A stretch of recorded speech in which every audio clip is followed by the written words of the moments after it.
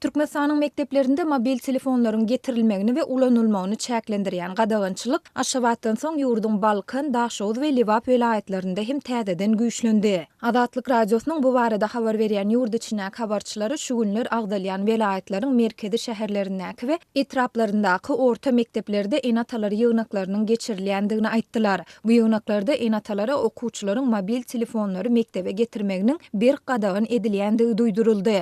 Klas ýolbaşçylar ýurtda mekteplere mobil telefonlary getirmegi we ulanmagy gadagyn edýän täze kararyň güýje girendigini aýtdylar. Ýöne bu karary görkezmediler. Şeýle-de olar telefonlaryň çağalaryň terbiýesine ýetirýän ziýanlary barada dürli mazmundaky mysallary gürrüň berdiler diýip, howpsuzlyk aladalar sebäpli gizlilik şertinde maglumat beren Lewaply habarçy gürrüň berdi. Onuň sözüne görä 15-nji ýanwarda Türkmenabad şäheriniň 1-nji mektebindäki klas ýolbaşçylaryň biri şeýle mysallaryň birini getirip mektep okuwçylarynyň we muallimlaryň arasynda pornografik video materiallary tomoşa edýänleriň bardygynyň üstüniň açylandygy barada maglumat berdi. Ýöne ol bu wakanyň haýsy mektepde bolandygy barada takyk bir zat aýtmady. Klas ýolbaşçylar çağalaryň muallim bilen okuwçynyň arasynda bolýan käbir wakalary hem gizlin video düşürýändigini we ony internetde goýýandygyny hem nytadylar. Şonuň üçin olar döwrewap telefonlaryň mektebe getirilmeginiň bir gadagyn edilýändigini aýtdylar. Ýöne olar enatalara çağalaryna kamerasy ýok, ýöne habarlaşmak üçin ýönekeje telefonu alyp bermegi maslahat berdiler diýip, habarçy enatalaryň ençemesine salgylanyp gürrüň berdi. Ol bu gadagynçylygy käbir enatalaryň gowy garşalandygyny, käbiriniň öz arasynda garşylyk görkezendigini hem belledi. Gurply maşallaryň çağalary gymmat mobil telefonlary ulansa, eli ýoky hojalyklaryň çağalary hem şonu talap edýärler. Mysal üçin Samsung C10 telefonu